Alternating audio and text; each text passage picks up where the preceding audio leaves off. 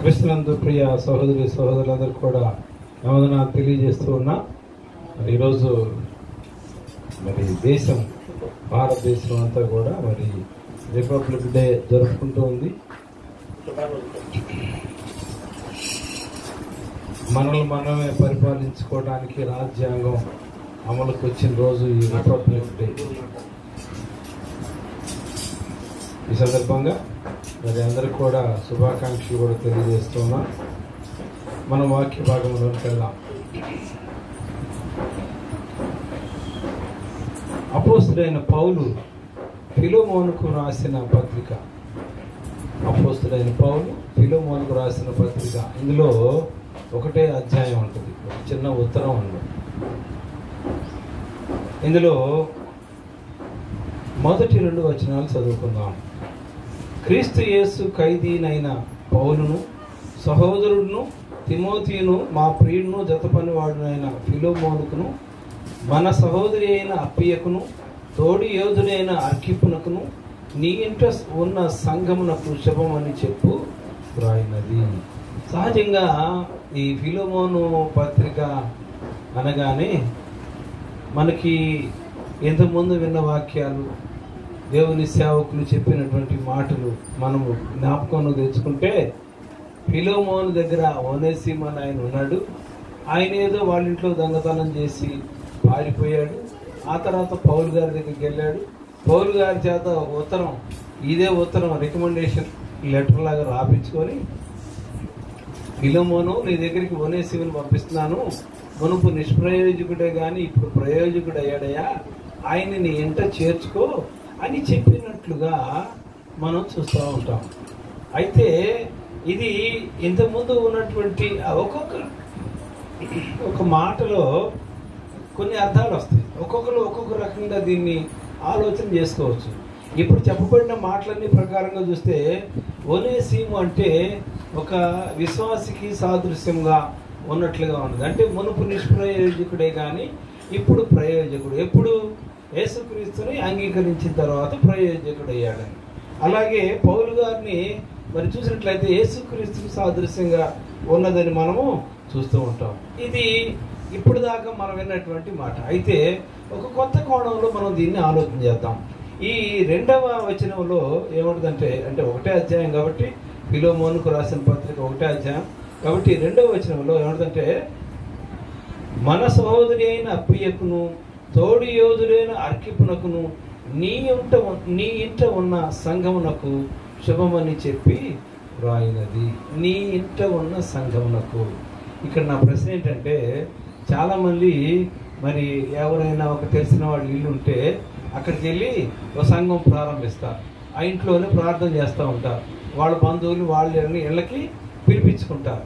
అయితే ఈ ప్రార్థన అంటే ఇష్టం లేనోళ్ళు, లేదంటే ప్రార్థన అంటే గిట్టనోళ్ళు ఏం చేస్తారంటే, ఇదేంటి వదిన ఇంట్లో ఎక్కడన్నా సంఘం పెడతారాడన్నా, పెట్టకూడదు కదా అంటారు. అంటే ఏంటి, ఇంట్లో సంఘం పెట్టకూడదు అంటే ఇక్కడ ప్రార్థన ఆర్పియాలి అనేది సైతాన్ యొక్క ఉద్దేశం. ఒక గిలి పెడతారనమాట, అయ్యో ఇంట్లో సంఘం పెట్టచ్చా. ఇక్కడ క్లియర్గా రాస్తున్నాడు పౌలు గారు ఫిలోమోనుకు రాస్తూ ఏమన్నా అంటే, నీ ఇంట ఉన్న సంఘమునకు శుభమని చెప్పి వ్రాయినది. అంటే ఇక్కడ ఫిలోమోను ఇంట్లో సంఘం నడుపుతుందని అర్థం కదా. అయితే ఇక్కడ ఈ 2వ వచనంలో మన సహోదరి అని పౌలు గారు మాట్లాడుతూ ఏమన్నా అంటే, అప్పియకును తోడి దాసుడైన అర్కిప్పునకును. అంటే ఈ అప్పియ ఎవరు, ఈ అర్కిప్పు ఎవరు అని ఆలోచన చేస్తే, కొంచెం దీర్ఘంగా ఆలోచిస్తే, ఇప్పుడు వాట్సాప్లు మెసేజ్లు ఉంటాయి, లేదనుకుంటే మెయిల్స్ ఇస్తాం. కానీ అప్పట్లో ఉత్తరాలు రాయట్లేదు కదా. ఉత్తరాలు రాయటం ఏంటంటే అందరికి కుటుంబం మొత్తం చెప్పి రాసినట్టుగా అనమాట. అప్పుడు ఏమవుతుంది అందులో, ఇక్కడ అప్పి అంటే ఫిలోమోను భార్య అని అర్థం. తర్వాత అర్కిప్ అంటే ఫిలోమోను యొక్క కుమారుడు అని అర్థం. అంటే ఒక చిన్న కుటుంబం. ఫిలోమోను భార్య, ఫిలోమోను కుమారుడు అర్కిప్పు, ఈ ముగ్గురు ఉన్నటువంటి కుటుంబం. అయితే వీళ్ళు ఎక్కడ ఉంటున్నారంటే, వీళ్ళు కొలసీ పట్టణంలో ఉంటున్నట్లుగా మనం చూస్తూ ఉన్నాం. కొలసీ పట్టణంలో ఉన్నట్టుగా మనం చూస్తున్నాం.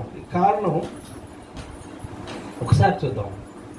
కొలసీ రాసిన పత్రిక 1వ అధ్యాయము 7వ వచనాన్ని కనుక మనం చూసినట్లయితే కొలసీలు రాసిన పత్రిక 1వ అధ్యాయము 7వ వచనం. ఎపఫ్రాను మా ప్రియుడును తోడి దాసుని వలన మీరు ఈ సంగతులను నేర్చుకుంటురి. ఇక్కడ ఆ పైన కొలసీలకు రాసిన పత్రికలో 1వ అధ్యాయంలో 1వ వచనంలో కొలసీలో ఉన్న పరిశుద్ధులకు అనగా క్రీస్తునందు విశ్వాసులైన సహోదరులకు దేవుని చిత్తము వలన క్రీస్తు యేసు అపోస్తుడైన పౌలును సహోదరుడైన తిమోతియును శుభమని చెప్పి వ్రాయినది. అంటే దీన్ని బట్టి మనకు అర్థమయ్యేది ఏంటంటే ఈ ఫిలోమోను కొలసీ పట్టణంలో ఉన్నాడు. ఆ సంఘము ఫిలోమోను ఇంటిలో కట్టబడి ఉన్నది. ఈ ఎపఫ్రా అనేటువంటి ఆయన తోడి మరి దాసుడు అని పౌలు గారు చెబుతూ ఉన్నాడు. అంటే ఈయన జైల్లో ఖైదీగా ఉన్నటువంటి సమయంలో వ్రాసిన ఉత్తరము ఈ ఉత్తరం. ఈ ఖైదీగా ఉన్నటువంటి సమయంలోనే మరి ఎపఫ్రాని మరి కొలసీ పట్టణానికి పంపించి ఇక్కడ సంఘం కట్టేటట్టుగా చేసినట్లుగా మనం చూస్తూ ఉన్నాం. అయితే దీన్ని సూక్ష్మంగా కొంచెం ఆలోచిస్తే ఫిలోమోను కొలసీ పట్టణంలో ఉన్నాడు. ఆయన ఇంటిలో సంఘం ఉంది. ఆ సంఘాన్ని కట్టింది ఎపఫ్రా. సో ఎపఫ్రా అనేటువంటి ఆయన పాస్టర్గా ఉన్నాడు. ఈ సంఘం నడిపించేది మాత్రం ఆ ఇంట్లో ఉన్నాడు కాబట్టి ఫిలోమోను నడిపిస్తూ ఉన్నాడు. ఇప్పుడు ఈ మనం ఎంత విషయాలు చూస్తే సంఘము ఆ ఇంట్లో కట్టబడిందంటే ఆయనకు కూడా కొన్ని అర్హతలు ఉన్నాయి. వాటిని కనుక మనం చూసినట్లయితే ఇదే ఫిలోమోను పత్రిక 4వ మొదటి అధ్యాయంలోనే 1వ అధ్యాయం కాబట్టి ఇందులో 4 నుంచి 7 వచనాలు మనం చూద్దాం. అంటే ఈ ఫిలోమోను గారికి ఎటువంటి లక్షణాలు ఉన్నాయి, అలా ఉండబట్టే ఈ సంఘాన్ని ఆయన అక్కడ పెట్టినట్లుగా మనం చూస్తూ ఉన్నాం. నీ ప్రేమను గురించి ప్రభు అయిన యేసు ఎడలను సమస్త పరిశుద్ధుల ఎడలను నీకు కలిగి ఉన్న విశ్వాసమును గురించి నేను విని నా ప్రార్థనల యందు నీ నిమిత్తము విజ్ఞాపనము చేయుచు ఎల్లప్పుడూ నా దేవునికి కృతజ్ఞతాస్తుతులు చెల్లించుచు క్రీస్తును బట్టి మీ యందున్న ప్రతి శ్రేష్టమైన వరము విషయమై నీవు అనుభవపూర్వకముగా ఎరుగుట వలన ఇతరులు నీ విశ్వాసమందు పాలివారగుట అనున్నది కార్యకారి కావలయునని వేడుకొనుచున్నాను. సహోదరుడా, పరిశుద్ధుల హృదయములు నీ మూలముగా విశ్రాంతి పొందినందున నీ ప్రేమను బట్టి నాకు విశేషమైన ఆనందమును ఆదరణయు కలిగను. గమనించండి, ఈ ఫిలోమోను కలిగినటువంటి లక్షణాలు కనుక మనం చూసినట్లయితే మొట్టమొదటిగా నీ ప్రేమను గూర్చియు యేసు క్రీస్తు ఎడలను సమస్త పరిశుద్ధుల ఎడలను నీకు కలిగి ఉన్న విశ్వాసమును గూర్చి నా ప్రార్థనలో ఎల్లప్పుడూ నిన్ను జ్ఞాపకం చేసుకుంటున్నాను అన్నట్టే ఫిలోమోను ప్రేమ కలిగిన వ్యక్తి మొదటిది. రెండవది, ఫిలోమోను యేసు క్రీస్తునందు విశ్వాసం కలిగిన వ్యక్తి.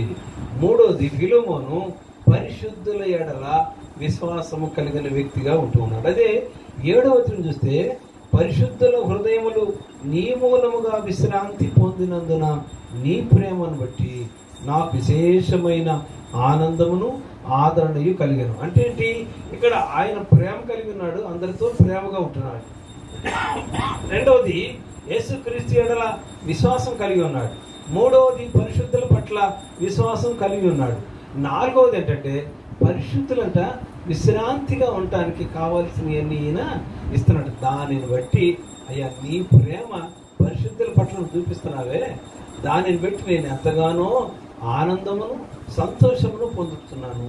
అంత మాత్రమే కాదు, నిన్ను గూర్చి విజ్ఞాపన చేయుచున్నాను అని మాట్లాడుతున్నాడు. కనుక సంఘము తన ఇంటిలో పెట్టుకొని నడిపిస్తున్నటువంటి ఫిలోమోనుకు ఈ లక్షణాలు ఉన్నాయి. చాలామంది కొంతమంది ఏం చేస్తారంటే, మనం తెలిసిన వాళ్ళలో చాలామంది ఈరోజు సేవకులు సంఘాలు ఎలా స్థాపిస్తారు, వెంటనే ఒకసారి రెడీమేడ్గా వెళ్ళి అక్కడ ఒక మందిరం, పెద్ద మందిరం వేసి ఒకసారి పిలవరండి. అక్కడ 1-2 కుటుంబాలు ఏమైనా ఉన్నాయా లేవా, ఆ కుటుంబాలను ఏకం చేసి ఒక ఇంట్లో ముందుగా మైకి పెట్టి చిన్న ప్రార్థన చేసి ఆ కుటుంబం కోసం ప్రార్థన చేస్తాం. వాళ్ళందరూ మిగతా వాళ్ళని తీసుకొస్తారు, అక్కడ ప్రార్థన చేస్తాం. ఒకసారి సంఘం పెట్టారంటే అంటారు కదా, మీరు ఇంట్లో ఎందుకు పెడతారు, సంఘం కట్టచ్చు కదా అని. సంఘం కట్టాలంటే ఈరోజు సంఘం కట్టాలంటే అంత ఆషామాషి అయిన పని కాదు. కనీసం తక్కువలో తక్కువ చిన్న రేకుల షెడ్ లాగా వేసి చేయాలంటే 2 లక్షలు కావాలి. లేదు కొద్దిగా కొన్ని మందిరాలు చూస్తున్నాం బాగా ఫుల్ ఫ్లెడ్జ్డ్ ఏసీ అన్నీ ఉన్నాయి, అవి కావాలంటే కనీసం 50 లక్షల నుంచి ₹1,00,00,000 దాకా కూడా కావాలి. ఒకసారి మందిరాలు కట్టారా? కానీ ముందు ఇంటిలో నుంచే ప్రారంభం. ఏదైనా మన ప్రయాణం అనేది ఒక అడుగుతోనే ప్రారంభమవుతుంది. అలాగే సంఘం కూడా ఒక ఇంటిలో నుంచి నిర్మాణము ప్రారంభమవుతుంది. సంఘంలో ఉన్నటువంటి ఆ వ్యక్తి మొట్టమొదటిగా కలిగి ఉండాల్సినటువంటి ప్రేమ కలిగి ఉండాలి. విలువను అలాగే ఉండాలి. విశ్వాసుల పట్ల ఎవరైనా వస్తే విసుకోకూడదు. రండి, కూర్చొని ప్రార్థనకు రండి, దేవుని ఆశీర్వాదాలు మీరు పొందొచ్చని అలా మనం ఎంకరేజ్ చేసేవారిగా ఉండాలి. అంత మాత్రమే కాదు, కొంతమంది పెద్దవాడు వస్తారు. పరిశుద్ధులు అంటే ఇక్కడ దాని అర్థం ఏంటంటే కొంతమంది సేవకులు వస్తారు. మరి మనం కూడా మరి సమర్పణ కూడిన రోజు కానీ లేదనుకుంటే ప్రత్యేక ఉపవాస ప్రార్థనలో కానీ సేవకుని పిలుస్తూ ఉంటాం. వాళ్ళకి ప్రత్యేకమైనటువంటి మర్యాదలు ఇస్తాం. ఎందుకని? వాళ్ళు దేవుని యొక్క ప్రతినిధులని, పరిశుద్ధులని, వాడికి అటువంటి ప్రేమను చూపిస్తున్నారు. కాబట్టి ఫిలోమోను తన ఇంట్లో సంఘాన్ని మరి కట్టుకోవడానికి అవకాశం ఉంది. అంత మాత్రమే కాదు, ఇదే పౌలు గారు 20వ అధ్యాయంలో ఏం చెప్తున్నారంటే 20వ వచనం, ఇదే మొదటి అధ్యాయం 20వ వచనంలో, అవును సహోదరుడా, ప్రభునందు నీ వలన నాకు ఆనందము కలుగునిమ్ము. అక్కడ ఆనందము దగ్గర పుట్టినట్లు 5 ఉంది. సహాయము అంటే నీ వలన, ప్రభునందు నీ వలన నాకు ఆనందము సహాయము కలుగునిమ్ము. క్రీస్తునందు నా హృదయమునకు విశ్రాంతి కలుగజేయము. అంటే ఒక సేవకులకు, పరిశుద్ధులకు నువ్వు ఎటువంటి ఆ ఉపచారం చేస్తున్నావో, ఎటువంటి మేలు చేస్తున్నావో అది నాకు కూడా చెయ్యి అని చెప్పి ఆయన చెప్పిన స్పెషల్ ఒక రిక్వెస్ట్ ఏంటంటే అక్కడ 8వ వచనం చూద్దాం. కావున యుక్తమైన దాని గురించి నీకు ఆజ్ఞాపించుటకు క్రీస్తునందు నాకు బహుధైర్యం కలిగి ఉన్నను, వృద్ధుడను అని. అక్కడ వృద్ధుడను దగ్గర పుట్టినట్లు అక్కడ 1 అను. ఆ 1లో ఏంటో చూద్దాం. రాయభారి. వృద్ధుడని అంటే జనరల్గా వయసు పెరిగిన వాళ్ళు వృద్ధుడని అంటారు. కానీ ఇక్కడ వృద్ధుడు అన్న మాట ఏ స్థానంలో వాడంటే రాయభారి అన్నటువంటి అంశంలో వాడినట్లు మనం చూస్తాం. రాయభారి అంటే క్రీస్తు తరపు రాయభారి. నేను ఈరోజు ఇక్కడ వాక్యం వచ్చి గుంటూరు నుంచి ఇక్కడికి వచ్చి వాక్యం చెప్తున్నానంటే నేను క్రీస్తు తరపు రాయభారిగా వచ్చాను. అలాగే ఐజాక్ గారు మరి వినకుండా వాక్యం చెప్తానంటే అక్కడ ఐజాక్ గారు కనపడితే ఎవరు రారండి. ఈయన దేవుని సేవకుడు, దేవుని పంపినవాడు కాబట్టి, రాయబారి కాబట్టి వస్తారు. ఈయన క్రీస్తు తరపు రాయబారి. అక్కడ పౌలు గారు చెప్పడం నేను క్రీస్తు తరపు రాయబారిని మరి వృద్ధుడు అనే మాట అక్కడ వాడినట్లుగా మనం చూస్తున్నాం. అయితే అతను ఏం చేశారంటే, ఇప్పుడు క్రీస్తు యేసు ఖైదీనై ఉన్న పౌలను నేను ప్రేమను బట్టి వేడుకొనటం మరీ మంచిదని అనుకొని నా బంధకములలో నేను కనిన నా కుమారుడు, అక్కడ పుట్టినట్లో 2 అని ఉంది, మూల భాషలో నా పిల్ల అని ఉంది. అంటే ఏంటి? నా కుమారుడు అంటే నా పిల్ల. పిల్లలు ఎంతమంది అడుగుతారు కదండి. పిల్లలు ఎంతమంది అంటే వాడు పుట్టినటువంటి వారి సంతానం అని అర్థం. ఓనేసిము అక్కడ కూడా 3వ దాకా పుట్టినట్టు వేసింది. ఓనేసిము అనే పేరు నాకు సహాయకరమైన అని అర్థం. ఓనేసిము అనే పేరు సహాయకరమైన, ఈజ్ హ్యావింగ్ హెల్పింగ్ నేచర్. కొంతమంది మీరు మందిరాల్లో చూడండి, కొంతమంది యవనస్తులు ఉంటారు, వాళ్ళు ఈ పని ఆ పని అని మనం చెబితే కాదని చెప్పకుండానే చేసేస్తూ ఉంటారు. చక్కగా పట్టలు వేస్తారు, కుర్చీలు వేస్తారు, మైకులు పెడతారు, కెమెరా ఆన్ చేస్తారు, అన్నీ రెడీ చేసేస్తారు. ఇదేంటి? సహాయకరంగా చెప్తాం. అలాగే ఒనేసిము కూడా అంత సహాయకారిగా ఉన్న పేరు తగ్గట్టే అతని కోసం వేడుకుంటే ఏమనంటే, అయ్యా నా బంధకములలో నేను కనిన నా కుమారుడు ఒనేసిము మంచివాడయ్యా, సహాయకారి, మునుపు నిష్ప్రయోజకుడే కానీ ఇప్పుడైతే నీకును నాకును ప్రయోజనకరమైన వాడని ఇక్కడ మాట్లాడుతున్నాడు. ఇంకా ఏమంటాడంటే 15వ వచనంలో, అతడికి మీదట దాసుడుగా ఉండక దాసుని కంటే ఎక్కువ వాడుగాను, ప్రియ సహోదరుడుగాను, విశేషముగా నాకును, శరీర విషయమును ప్రభు విషయమును మరి విశేషముగా నీకును ప్రియ సహోదరుడిగా నీ యొద్ద ఎల్లప్పుడూ ఉండేటికే కాబోలు అతడు కొద్ది కాలము నిన్ను ఎడబాసి ఉండను. ఒక్కొక్కసారి మనం గమనిస్తాం, ఉద్యోగరీత్యా వేరే వేరే రాష్ట్రాలు వెళ్ళొచ్చు, వేరే వేరే దేశాలు వెళ్ళొచ్చు. తల్లిదండ్రుల దగ్గర పిల్లలు ఎక్కువ కాలం ఉండరు కదండి, చదువు నిమిత్తం వెళ్తారు. అయితే అక్కడ అలా కష్టపడి చదివితేనే మరలా కుటుంబానికి వచ్చి ఒక ప్రయోజనకరమైన వ్యక్తిగా, కుటుంబ బాధ్యతను మోసే వ్యక్తిగా ఉంటూ ఉంటాడు. కానీ ఇక్కడ కొంతమంది చెప్పినటువంటి అభిప్రాయాలు బట్టి ఒనేసిము ఈ ఫిలోమోను ఇంట్లో ఏదో కొద్ది నష్టం కలుగు చేసినట్లుగా చూస్తున్నాం. అందుకని అతను పారిపోయాడు. కానీ ఆ పారిపోవటం కూడా కొద్ది కాలం ఎడబాసి ఉన్నాడు. ఎందుకంటే తర్వాత ఎప్పుడు నీతోనే ఉండటానికి అన్న మాట ఇక్కడ వాడుతూ ఉన్నాడు. ఒకవేళ అతను ఏదైనా పొరపాటు చేస్తే, నష్టం కలిగేస్తే ఆ నష్టాన్ని నేను భరిస్తానన్నాడు. అలాగే ప్రభువైన యేసుక్రీస్తు కూడా మనందరి పక్షముగా మన పాప భారమును ఆయన మీద వేసుకొని మన కొరకు శిలువలో మరణం పొందాడు. కాబట్టి యేసుక్రీస్తుని పౌలు గారికి సాదృశ్యంగా వాడుకోవచ్చు. ఇక్కడ మన అంశం ఏంటంటే, ఫిలోమోను తన ఇంటిలో సంఘాన్ని నడిపిస్తూ ఉన్నాడు. కాబట్టి సంఘాన్ని ఇంట్లో కట్టచ్చా లేదా నడిపించచ్చా అంటే, పౌలు గారు చెప్పిన మాట ప్రకారం ఇంట్లో సంఘాన్ని నడిపించవచ్చు, సంఘాన్ని కట్టవచ్చు అని కూడా ఇక్కడ మనము చూస్తూ ఉన్నాం. చూద్దాం, మరి ఒక మాట చూద్దాం. అపోస్తల కార్యాల గ్రంథం 16వ అధ్యాయం 13 నుంచి కనుక మనం చూసినట్లయితే, అపోస్తల కార్యముల గ్రంథం 16వ అధ్యాయం 13 నుంచి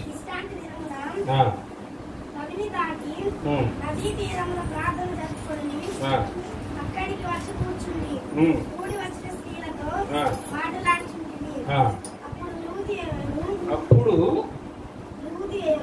లూదియాయను దైవభక్తి గల ఒక స్త్రీ వినుచుండెను. ఆమె ఊదారంగు పొడిని అమ్ము తుయతైరా పట్టణస్థురాలు.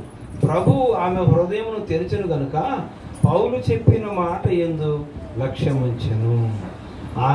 ఆమెయు ఆమె ఇంటి వారును బాప్తిసం పొందినప్పుడు ఆమె, నేను ప్రభువునందు విశ్వాసం గలదానని మీరు ఎంచితే నా ఇంటికి వచ్చి ఉండునని వేడుకొని మమ్మను బలవంతము చేశాను. చూడండి, ఇక్కడ పౌలు గారు మరి తన ప్రయాణంలో, మరి దండయాత్ర అంటారో మరి ఏమైనా కానీ పరిచర్య చేసేటువంటి ప్రయాణంలో అక్కడ పాయన గారు 11 వచ్చిన చూస్తే, కాబట్టి మేము త్రోయను విడిచి ఎక్కి తినగా సముద్ర కేకును మరునాడు నెయ్యపోలికిని అక్కడి నుండి ఫిలిప్పికిని వచ్చితిమి. మాసిదోనియా దేశంలో ఆ ప్రాంతమునకు అది ముఖ్య పట్టణము, రోమియుల ప్రవాస స్థానమైనది. మేము కొన్ని దినములు ఆ పట్టణంలో ఉంటుంది. విశ్రాంతి దినమున గవిని దాటి నదీ తీరమున ప్రార్థన జరుగునని అక్కడికి వచ్చి కూర్చుండి కూడి వచ్చిన స్త్రీలతో మాట్లాడుచుంటిమి. అంటే ఇక్కడ ఈ ఫిలిప్పీకి వచ్చి ఈ మాసిదోనియా దేశంలో ముఖ్య పట్టణమైనటువంటి ఆ పట్టణంలో ఈయన వాక్యం చెబుతూ ఉన్నాడు. ఈ వాక్యం చెబుతూ ఉంటే అక్కడ ఉన్నటువంటి అనేక మంది స్త్రీలలో ఇక్కడ లూదియా అనేటువంటి ఒక ఆమె కూడా ఉంది. ఈమె ఎక్కడ వ్యక్తి అంటే తుయతైరా పట్టణస్థురాలంట. ఈమె పౌలు గారి వాక్యం వింది. వెంటనే ఆమెతో వచ్చిన వారందరూ కూడా బాప్తీసం పొందినట్లుగా మనం చూస్తూ ఉన్నాం. ఆమె ఇంటి వారును బాప్తీసం పొందినప్పుడు, అంటే బాప్తీసం పొందిన తర్వాత మాట్లాడే మాట అంటే, అయ్యా నేను ప్రభునందు విశ్వాసం ఉంచానని మీరు గనక ఎంచితే అనుకుంటే దయచేసి నా ఇంటికి వచ్చి ఉండండి అని చెప్పి మాట. అలా రిక్వెస్ట్ చేసినప్పుడు పౌలు గారు కూడా అక్కడికి వచ్చి మరి కొన్ని దినాలుండి ఆ ఇంటిలోనే మరి సంఘాన్ని నడిపినట్లుగా మనం చూస్తున్నాం. అంటే ఏంటి, ఇప్పుడు ఇందాక ఫిలోమోను తన ఇంటిలో సంఘాన్ని పెట్టాడు. ఇక్కడ మరి ఈ లూదియా తుయతైరా పట్టణస్థురాలు, ఈమె కూడా పౌలు గారిని బతిమలాడి పిలిపించుకొని దేవుని సేవకుల్ని మరి తన ఇంట్లో ఉంచుకొని అక్కడ కొద్ది కాలము మరి వాక్యం ప్రకటించేటట్టుగా చేసినట్టే అక్కడ తన ఇంటిని కూడా చిన్న సంఘముగా మార్చినట్టుగా మనం చూస్తూ ఉన్నాం. మరి ఒక స్త్రీ ఎంత ధైర్యంగా మరి వెళ్ళి ఆ దైవజనుడిని బతిమలాడుకుందండి. ఎంత గమనించాల్సిన విషయం ఏంటంటే, ఆమె కాదు, ఆమె ఇంటి వారు అందరూ కూడా ఆమె నుంచి రక్షణ పొందారు. ఈ దినాల్లో కూడా మనం చాలా చర్చస్లో మనం చూసామంటే, మొట్టమొదటిగా ఏదైనా ఒక గృహం వచ్చేస్తే ఆ గృహంలో మొట్టమొదటిగా ఆకర్షించబడి రక్షణ పొందేది ఆ ఇంటి ఇల్లాలే, స్త్రీయే. ఆ తర్వాత తన భర్తను, తన పిల్లలు కూడా మార్చుకున్న సందర్భాలు అనేక చూస్తున్నాం. కనుక ఇక్కడ తుయతైరా పట్టణస్థురాలైన లూదియా కూడా తన కుటుంబంలో సంఘాన్ని కట్టినట్లుగా మనం ఇక్కడ చూస్తూ ఉన్నాం. అలాగే ఇదే అపోస్తల కార్యాల గ్రంథము 10వ అధ్యాయంలో మనం చూసినట్లయితే మొదటి నుంచి ఇటలీ పటాలం అనబడిన పటాలంలో శతాధిపతి అయిన కొర్నేలియను భక్తిపరుడు కైసరయలో ఉండెను. అతడు తన ఇంటి వారందరితో కూడా దేవుని యందు భయభక్తులు గలవాడై ప్రజలకు బహుధర్మము చేయుచు ఎల్లప్పుడూ దేవునికి ప్రార్థన చేయవాడు. ఆ తర్వాత మనం చూసినట్లయితే ఇతడు ఒక శతాధిపతి కొర్నేలి. ఇతడు కైసరయలో ఉంటా ఉన్నాడు ఉద్యోగరీత్యా. ఈయన ఏం చేశాడంటే అతడు తన కుటుంబం అంతా కూడా భయభక్తులు కలిగిన కుటుంబం. ప్రార్థన చేసేటువంటి సమయంలో ఇతడు మరి ఆ దేవుని దూత ఇతని వైపు వచ్చి, ఇదిగో యొప్పేలో పేతురు ఉన్నాడు, నువ్వు పేతురుని పిలిపించుకొని నీ ఇంట్లో వాక్యం చెప్పించుకో అని చెప్పి, అప్పుడు ఈయన ఏంటంటే కొంతమంది మనుషుల్ని అక్కడికి పంపించినట్లుగా మనం చూస్తూ ఉన్నాం. చూద్దాం 19వ వచనం, అపోస్తల కార్యాల గ్రంథం 10వ అధ్యాయం 19వ వచనంలో అక్కడ చూసినట్లయితే ఆ పేతురుకి అప్పుడు ఒక దర్శనం వచ్చింది. ఆకలి అవుతుంది, వీళ్ళు వంట చేస్తున్నారు, ఈయన పైన డాబా మీదకి వెళ్ళి మరి ప్రార్థన చేసే సమయంలో ఒక దర్శనం వచ్చింది. ఆ దర్శనం కోసం ఆలోచన చేస్తూ ఏంటంటే ఆ దర్శనం కూడా చూద్దాం. ఆకాశము తెరువబడుటయు 11వ వచనంలో 4 చెంగులు పట్టి దింపబడిన పెద్ద దుప్పటి వంటి ఒక విధమైన పాత్ర భూమి మీదకి దిగి వచ్చుట చూచెను. అందులో భూమి యందు సకల విధములైన చతుష్పాద జంతువులు, ప్రాకు పురుగులు, ఆకాశ పక్షులు ఉండును. అప్పుడు పేతురు, నీవు లేచి చంపుకొని తినమని ఒక శబ్దం అతనికి వినబడెను. ఒక దుప్పటి వంటి పాత్ర వంటి దిగి వచ్చింది. అందులో అన్ని రకాల జంతువులు చూశారు. వాటిని తినమని చెప్తే, అయ్యా నేను తినకూడదు కదా, ఇది నిషేధంగానే మాట్లాడాడు. ఆ తర్వాత అది పైకి ఎగిరిపోయినట్లు చూస్తున్నాం. ఈ దర్శనం ఏమైందని చూస్తుండే సమయంలో మరి అక్కడ 21వ వచనంలో పేతురు ఆ మనుషుల యొద్దకు దిగి వచ్చి, ఇదిగో మీరు వెతుకువాడను నేనే, మీరు వచ్చిన కారణం ఏమని అడిగాను. అందుకు వారు, నీతిమంతుడును దేవునికి భయపడువాడును యూదా జనులందరి వలన మంచి పేరు పొందినవాడునైన శతాధిపతి యొక్క కొర్నేలి అని ఒక మనుషుడున్నాడు. అతడు నిన్ను తన ఇంటికి పిలువనంపించి నీవు చెప్పు మాటలు వినవలనని పరిశుద్ధ దూత వలన బోధింపబడినని చెప్పింది. అప్పుడు అతడు వారి లోపలికి పిలిచి ఆతిథ్యం ఇచ్చాను. ఈ మాట చెప్పిన తర్వాత పేతురు తీసుకురావడానికి వెళ్ళిన మనుషులతో కలిసి కొర్నేలి ఇంటికి రావటం, ఆ తర్వాత అక్కడ వాళ్ళ విషయాలని చూసిన తర్వాత మనం గమనించినట్లయితే ఈ 34వ వచనంలో పేతురు గారు మాట్లాడిన మాట, దేవుడు పక్షపాతి కాడని నిజముగా గ్రహించి ఉన్న ప్రతి జనములోనూ ఆయనకు భయపడి నీతిగా నడుచుకుని వారిని ఆయన అంగీకరించను.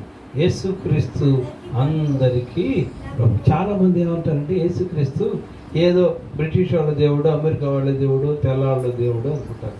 కానీ ఇక్కడ చూడండి, ప్రతి జనములోను ప్రతి భాషలోను ఎవరైతే ఆయనకి నమ్మకంగా ఉంటారో, ఎవరైతే భయభక్తులు కలిగి ఉంటారో వారిని దేవుడు ఆశీర్వదిస్తారు. అందుకని యేసుక్రీస్తు అందరికీ ప్రపంచవ్యాప్తంగా మరి మన డిసెంబర్ 25వ తారీఖు క్రిస్మస్ జరుపుకున్నాం. ఏమండి, ఏదో ఒక దేశం జరుపుకుందా? కాదు, ప్రపంచంలో ఉన్నటువంటి అన్ని దేశాలు కూడా క్రిస్మస్ని జరుపుకుని ఉన్నాయి. అందుకని పేతురు గారు మాట్లాడతారు, ప్రతి వంశం అది ఏ జాతి అయినా కావచ్చు, ఏ తెగ అయినా కావచ్చు, ఏ కులమైనా కావచ్చు, ఎవరైతే దేవుని ఎందుకు భయభక్తులు కలిగి ఉంటారో దేవుడు వారిని దీవిస్తాడని చెప్తారు. కాబట్టి యేసుక్రీస్తు అందరికీ ప్రభు అన్నాడు. ఇక్కడ గమనిద్దాం, మనం గమనించాల్సిన విషయం ఏంటంటే, కొర్నేలి తన ఇంటికి దైవజనుడిని పిలిపించుకొని దేవుని వాక్యం చెప్పించుకున్నాడు. ఆ తర్వాత వారందరూ కూడా బాప్తిస్తం పొందినట్లుగా మనం చూస్తున్నాం. ఇప్పుడు ఫిలెమోను తన ఇంట్లో సంఘం పెట్టాడు. అలాగే తుయతైరా పట్టణస్థురాలైన లూదియా తన ఇంట్లో సంఘం పెట్టింది. కొర్నేలి కూడా తన ఇంట్లో దేవుని సేవకులు పిలిపించుకొని చెప్పంటే ఆ సన్నిధి అక్కడ ఉందంటే అదే సంఘం అంటే. సంఘం అంటే ఏంటంటే, దేశం అంటే ఏంటంటే గురదాడ అప్పరా అన్నది, దేశం అంటే మట్టి కాదు, దేశం అంటే మనుషులే అన్నది. సంఘం అంటే ఏంది? సంఘం అంటే ఏముంది? దేవుని సన్నిధి ఉండటమే సంఘం. నీవు నేను దేవుని బిడ్డలు ఏకీవించడమే సంఘం. ఇంకో మాట కదా, ఎచ్చట 2-3 నా నామమున కూడి ఏకీవించి ప్రార్థన చేస్తారో వారి మధ్య నేనుంటాను అన్నాడు. మరి ఇప్పుడు సంఘం కాదా? మన సంఘం ఇంతమంది ఉన్నాం. మనం మనం ప్రార్థన చేస్తాం, దేవుడు మనతోనే మనం నమ్ముదాం, దేవునికి స్తోత్రం చెల్లిద్దాం. హల్లెలూయా. కనుక ఇంటిలో సంఘం పెడితే అది ఏదో అనుకుంటారు, కానీ అటువంటిది ఏం లేదు. అది ఆశీర్వాదకరం అన్న విషయాన్ని మనము జ్ఞాపకం చేసుకోవాలి. చూద్దాం. మొదటి దినవృత్తాంతం గ్రంథం 13వ అధ్యాయంలో చూస్తే, మొదటి దినవృత్తాంతం గ్రంథం 13వ అధ్యాయంలో అక్కడ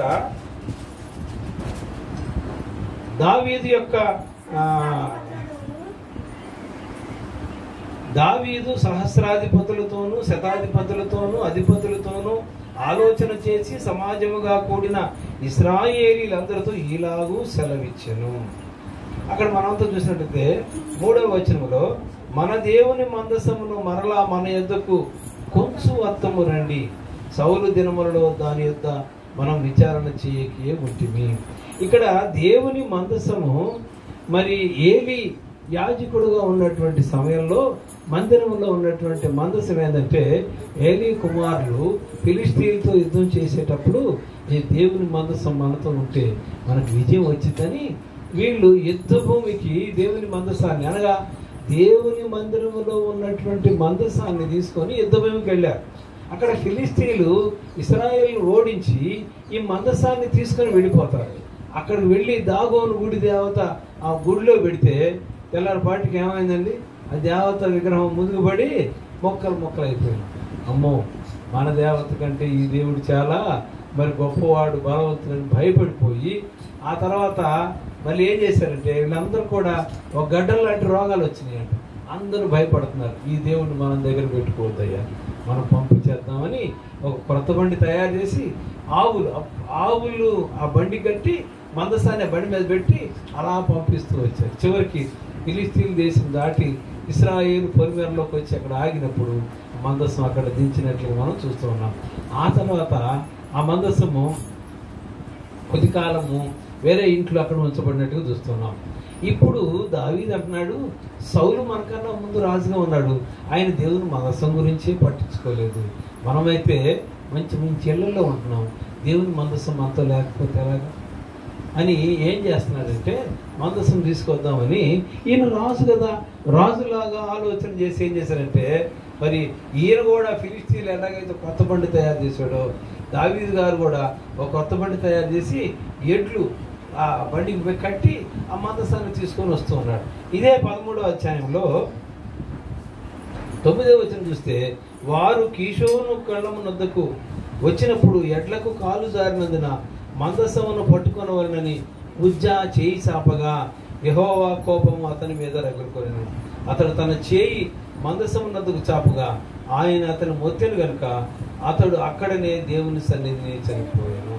ఇక్కడ ఉజ్జా చేసిన పని మంచిదే, మామూలుగా మనం ఆలోచిస్తే ఇదేంటండి మందసాన్ని బండి మీద తీసుకొస్తాం, ఒకవేళ అది జారిద్దేమో, జారిపోకుండా పట్టుకుందామని చెప్పి చేయబెడితే ఏంది దేవుడు చంపేసేసాడు ఏంది.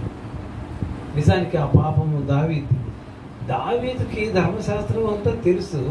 మందసం మోయవలసింది లేవీయులు, యాజకులు మందసాన్ని మోయారు. అలా కాకుండా బండి మీద పెట్టి తీసుకొస్తారు. మరి ఫిలిష్తీయులు కూడా బండి మీద పెట్టి తీసుకొచ్చారు కదంటే వాళ్ళు తెలియక చేశారు. మనం తెలిసి తప్పు చేయకూడదు, ఇది మనం జ్ఞాపకం చేసుకోవాలి.